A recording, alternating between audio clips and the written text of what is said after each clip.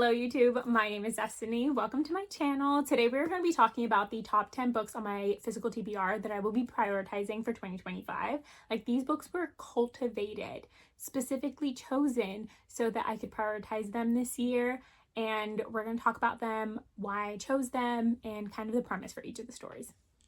So first up, we have The Will of the Many. I chose this one because I really want to dive into some more heavy fantasy books. I've read a couple fantasy books this past year. Actually, it's probably the one genre that I read the most of, but they weren't quite like heavy fantasy books the way that James Islington writes fantasy books. Okay, so that's why I chose this one. This book follows Vis Telesmus. He is entered into an academy for the sole purpose of uncovering and unaliving.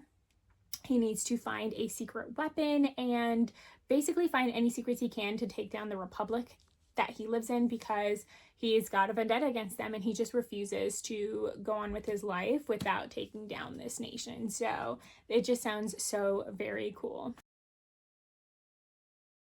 Number 2 is Dance of Thieves duology. I am counting them as a single book, and I'll do that for quite a few of these. Any series I'm just counting as a single book, but this one I chose because I've been searching for that like Six of Crows high of like band of misfits or band of thieves that go on this cool heist, and there's touches of romance, and I believe this one hits more with the romance. It's more of a romantasy than a fantasy, but it's got thievery in it. It's got two people falling in love. They're on outside. I would almost say this is feeling like an enemies to lovers. Like, they're against each other, but they're going to come together at the end. And this just sounds so cute. I cannot wait.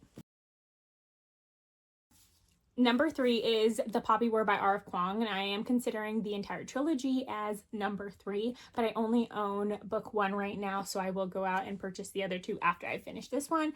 But I'm really interested in this story because I want to branch out of different cultures as well as genres.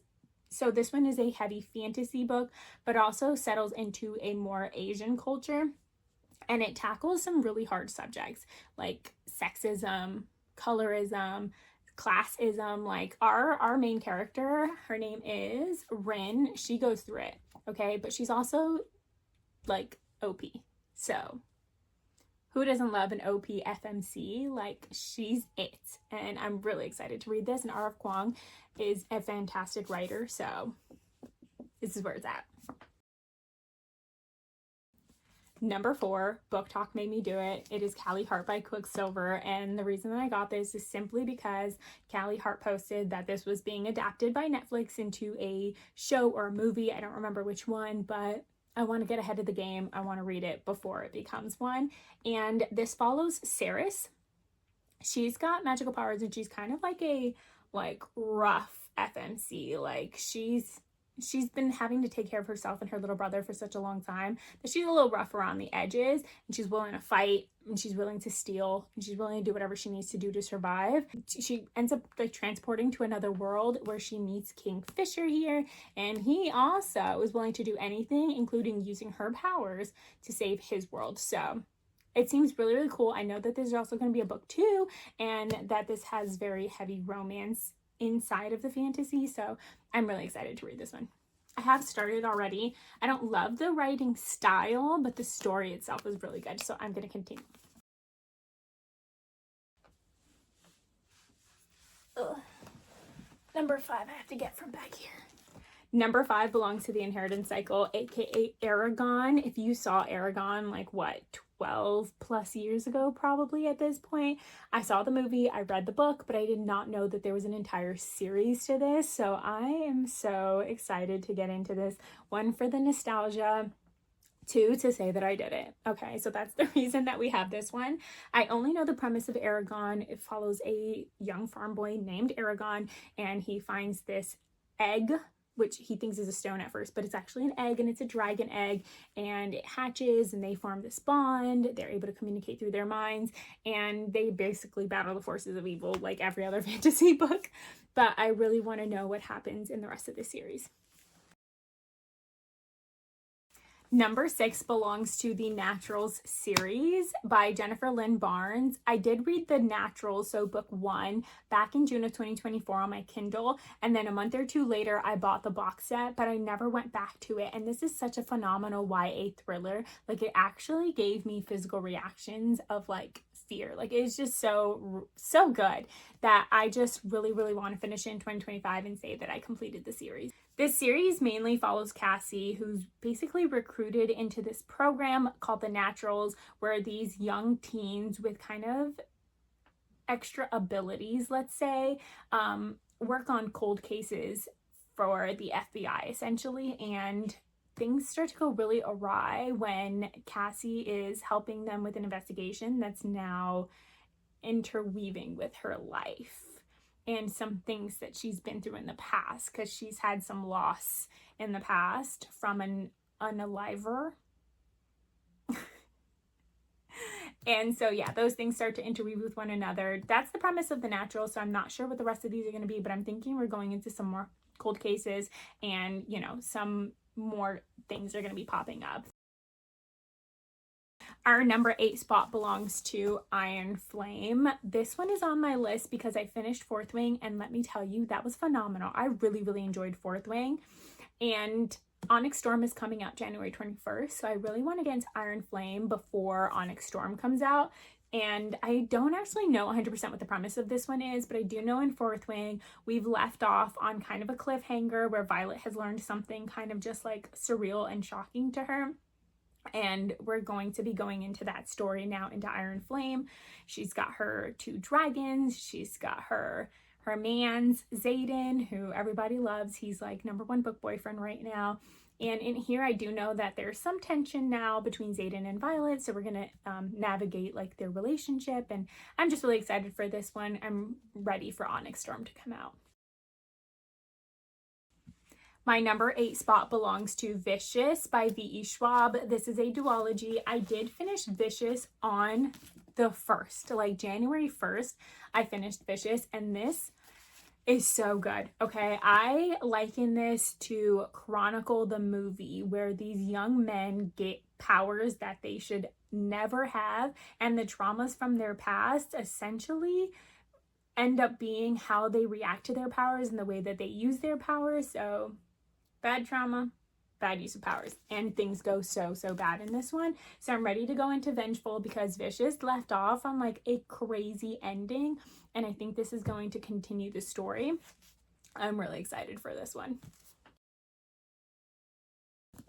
My number 9 spot belongs to Children of Blood and Bone by Tomi Adeyemi. I believe this trilogy or this series is called The Legends of Orisha. And I really want to read this because this is going to go into a different culture compared to any of the books that I've read before. It is a romantasy, but an African culture. And I think that that's going to be so fun and a different take on our magic systems.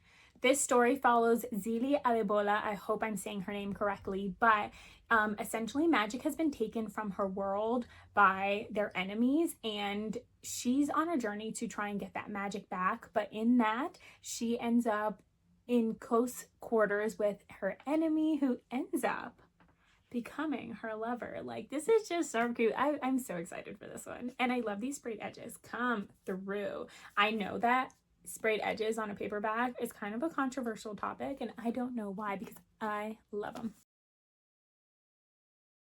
Last but certainly not least, one of my most like anticipated reads is number 10, Ninth House duology. It's the Ninth House duology by Leigh Bardugo, and as you can see, I've already started this. I started reading this literally last night, and I love Leigh Bardugo's writing. Okay, this is the last set of books that I need to complete my backlog of Leigh Bardugo. I've completed Shadow and Bone, Six of Crows, King of Scars. I read The Familiar. This is it. This is all I have left. There are 2 lore books that are in the Grishaverse. I have one of them.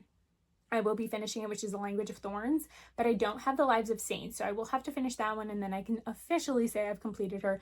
But these are the last 2 like complete novels that I need to finish Leigh Bardugo, and then I'll be done. And she's been one of my favorite authors, I eat up everything that she writes, and this is no different. This is so good. This duology is like magical realism meets thriller / mystery. This follows Alex Stern. She comes from a really, really traumatic past.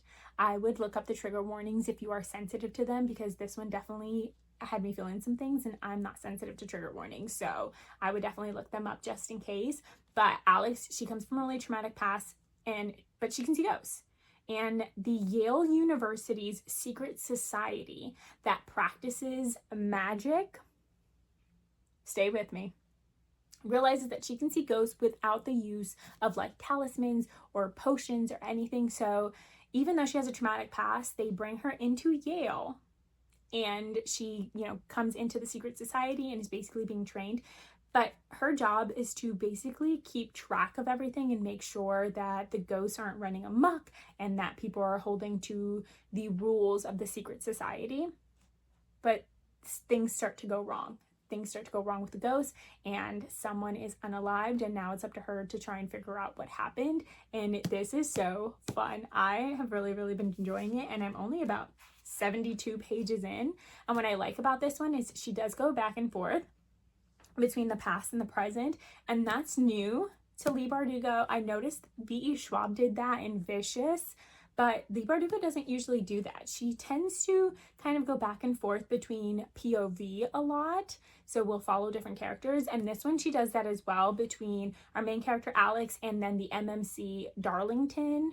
But her going back and forth between past and present is a completely new format for Leigh Bardugo, or writing style, and I really, really like that. So those are the 10 books / series that I am prioritizing in 2025 from my physical TBR, and I am just so very excited to get into all of these, or to continue some of the ones that I've already started. So in the comments below, definitely let me know if you've read any of these, or if you plan on reading any of these in 2025. What are your thoughts? And make sure to hit that like and subscribe button so that you can see more bookish videos. I can't believe I actually got these to get up here like this. I'm gonna regret this when I have to take them down, but